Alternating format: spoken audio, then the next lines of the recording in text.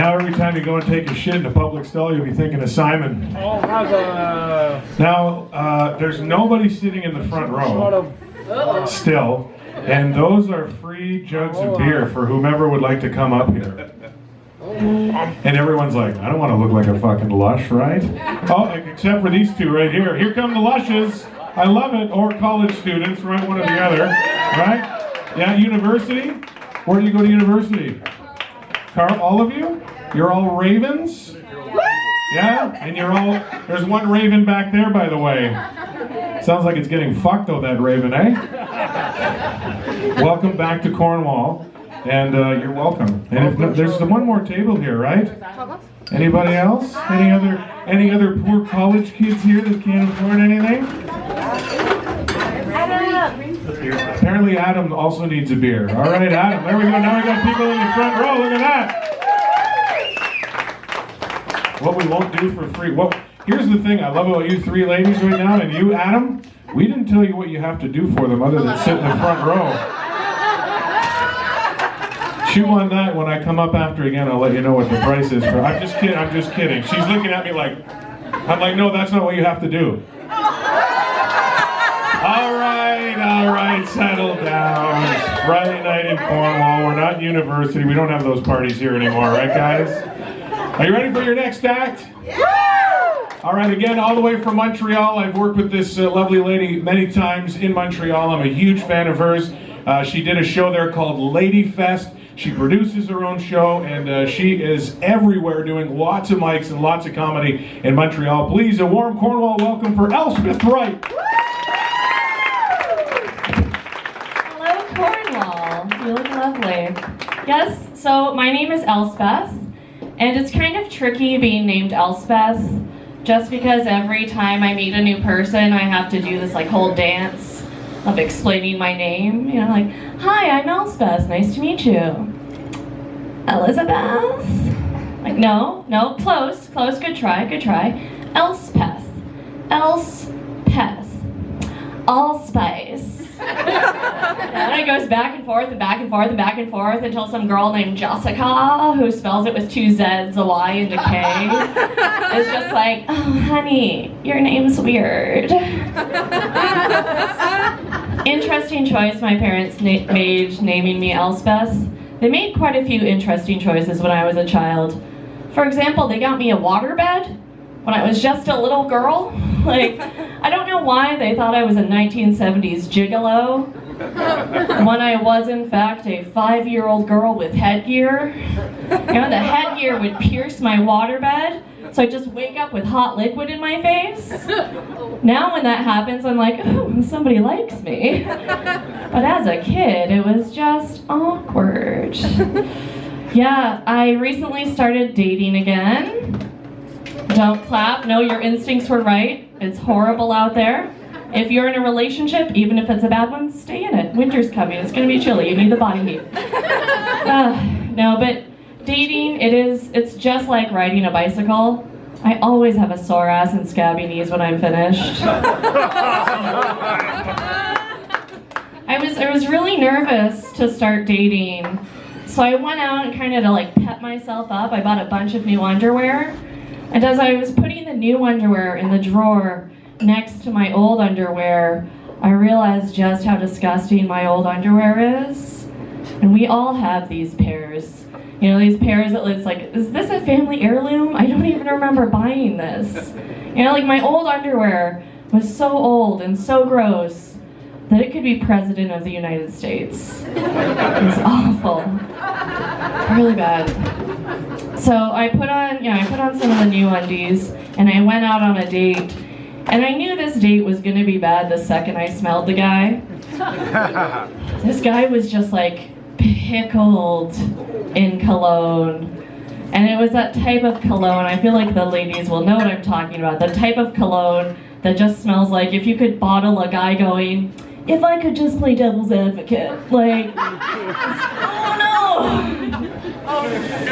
It was awful. So yeah, very single, spent a lot of time alone. I was on Facebook earlier, and I saw an ad for this store that seems to only exist on Facebook called Wish. Have you guys seen this? What is that? Like, I have no idea. It was trying to sell me a wig, a cock ring, and a loose bag of teeth. Like, it's weird. The last time I saw that trio of things was when I looked at my grandma's bedside table. I just wanted some Advil. Yeah, I was talking to my grandma on the phone the other day, actually, and she said to me, Elspeth, when I was young, I had two choices. I could marry your grandfather, or become a whore. What? Grandma! Oh, grandma, you can't say that, Grandma. It's 2019, the term is sex worker. Get woke, Patricia. Hug on her. I worry about my grandma. I think she has low self-esteem. And I get it, you know, I can have very low self-esteem as well, and it sucks, it's terrible. There are some benefits though. For example, I think I'd be really good at getting kidnapped. Like, it'd be scary at first, obviously. I'd be startled. But after a couple minutes, I'd be like, wait a second. There are 3 million people in Montreal. This guy had options. But he picked me. What? After a couple minutes, I'd be like scooching my way up to the front of the windowless van, just like, hey, I know it hasn't been long since you like hog-tied me and threw me in here, but oh my goodness, I'm just gonna say it. I love you. Oh, no, kidnapping would be great, unless I got murdered and didn't end up on a true crime podcast. You know, like, I'd be fine if I got murdered as long as somebody does a true crime podcast episode about me, you know? Anyone else? You guys, you know. Yeah, I'm obsessed with true crime. Like, I love true crime. It makes me feel better about myself. Like, I could do something kind of weird, kind of shitty, and then I'll be like, you know what? I don't have any human remains in my fridge or freezer at the moment. I'm doing okay. Doing okay. And I watch true crime the way a lot of people watch sports. Just like, what? What? You hid the body in your own garage? What were you thinking?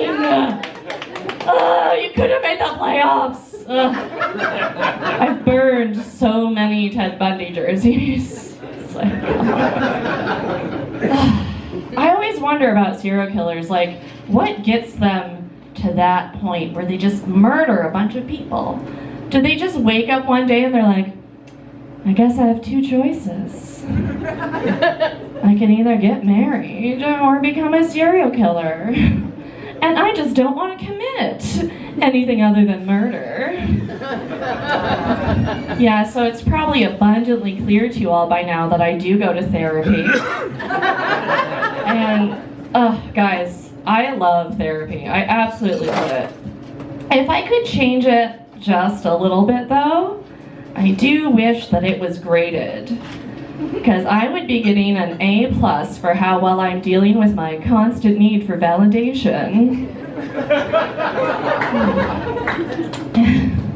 In therapy, I talk a lot about, struggling with anxiety and depression, and neither of those things are fun at all. So I've decided to make them fun for myself, So like, to deal with my anxiety, I actually started a band.